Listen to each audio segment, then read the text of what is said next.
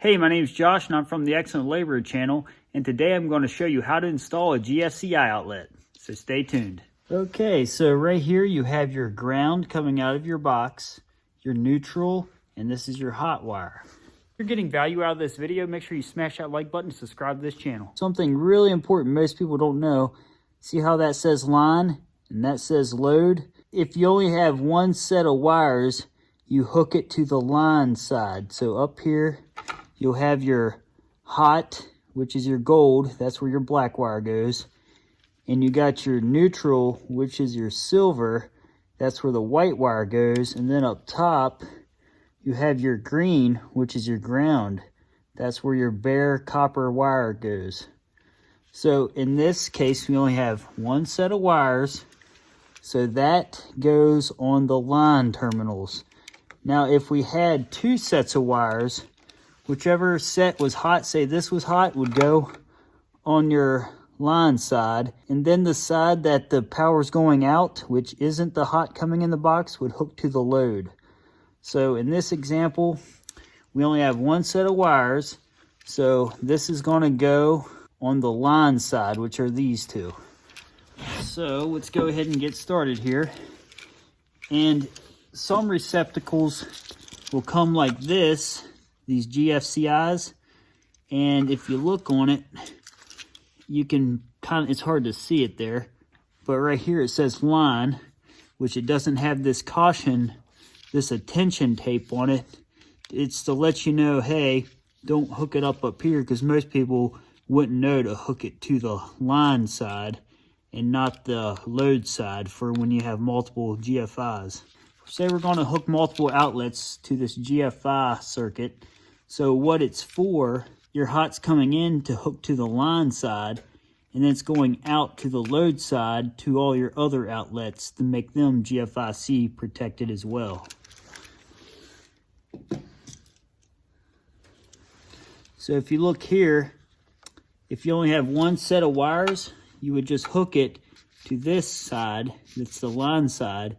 But if you had two sets, the wires going out, you would hook to this side. That's your load side. So that's going out to your other receptacles, which they can be standard receptacles, but they'd be protected under the GFCI, which stands for, just so you're aware, ground fault circuit interrupter. So these GFCIs are made for damp areas. So any kind of moisture hits this receptacle, it kills the power to the outlet. So we'll be installing this white one here. Even though they're both the same, I just wanted to show you there's different versions. So the very first thing you do before you replace your receptacle is to go in your panel box, and the circuit that it's on, make sure it's kicked off. And if you're not sure what circuit the GFI is on, to be safe, you can just kick your main breaker right here. But if you know what circuit it is, you're better off in case someone else is using power in the house. The only tool you'll need to install this outlet is a number 2 Phillips bit screwdriver. And the first thing I'm going to do is hook up the ground here. And it doesn't matter if you install it like this to where the ground plug is on the bottom, or like this. It's really personal preference. I feel like most people install them like this. So here's our ground. So if you look here, there's a little slot the ground wire kind of slides in, and then there's a little, it's hard to see here, but there's a little silver plate. That wire just slides under it, and you clamp it down with this screw. So we'll do that first. See that? It slid in. And then you just tighten that up really tight.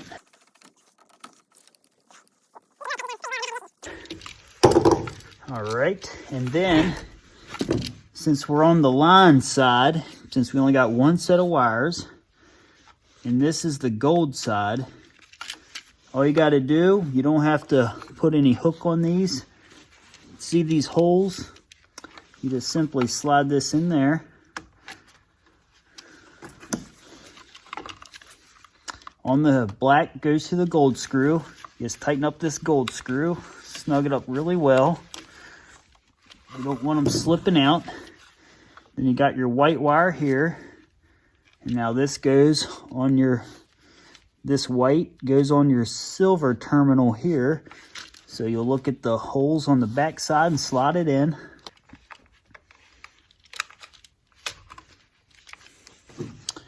So you can see we slid it into the hole on the back. Then you just tighten that down really snug. Same thing, make sure it's on there really tight. That's how it'll look on the back. Your white is on the silver side, your black's on the gold. Your black's on the gold side. Got your ground hooked on the bottom. So now we're just gonna fold the wires so they bend back into the box nicely. Go ahead and push it back. And that's the way it's gonna look here. And typically these outlets will have screws on them like this. They're already kind of held in there by this little black thing. But this one, the screws fell out in the box. So you're just gonna slide that through, and there's a hole in your blue non-metallic box, and you just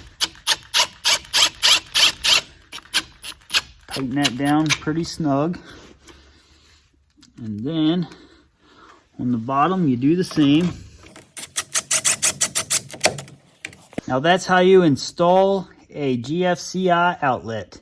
So now I'm going to go kick the power and see what we got. You're going to see you'll have a light on this side and a light on this side.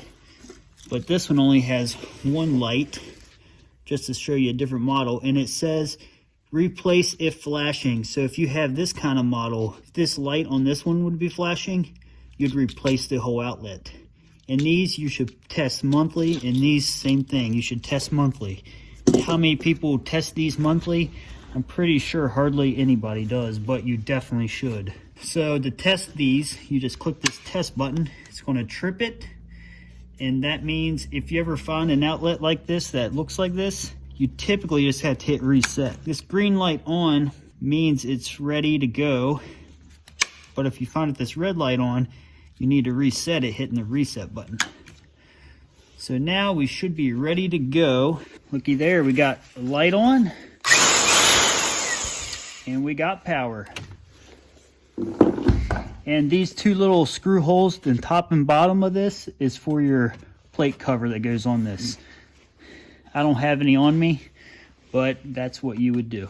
If you need to know how to install a standard outlet, click the card on the screen and it'll take you to the video to show you how to do it. So if you have any questions or want to make any comments, make sure to do that in the comment section below this video.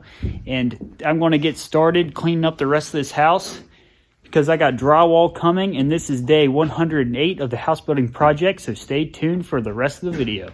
I don't know if you've seen the last video. I'll put a little card up here if you want to click it and watch it, but I calculated the drywall, and I was walking through, hey, you know, if you should get Capital Building Supply to do it, Lowe's or Home Depot.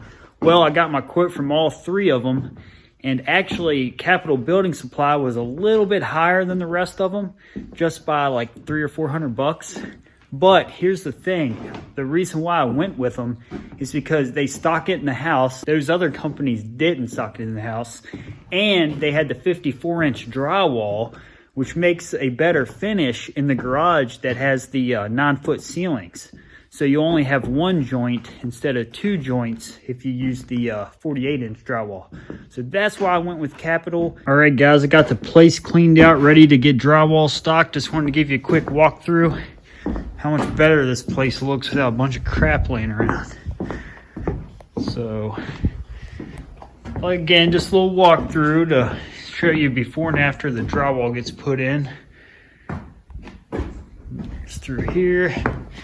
There's the bathroom, laundry room, master bedroom, master bath.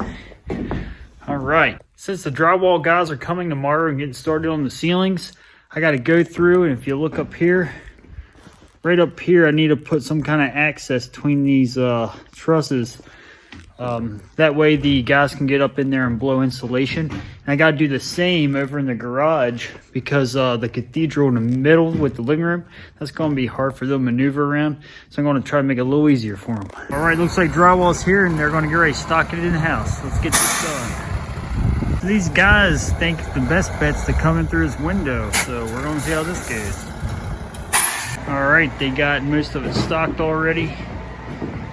Here's some against this wall. Got some back here. Got some there, got some here. And they got my little opening here framed out so they can get in and blow insulation. And I still got to put this window back in over here. All right, and we got this framed out for opening to get into the attic. So he's behind me there, as you can see, coming with the drywall mud and glue. We're going to store it in my garage where it's warm so it doesn't freeze. All right, we got the drywall put here in the garage at my actual house. So that is all there was for day 108, and I will see you again on the next day.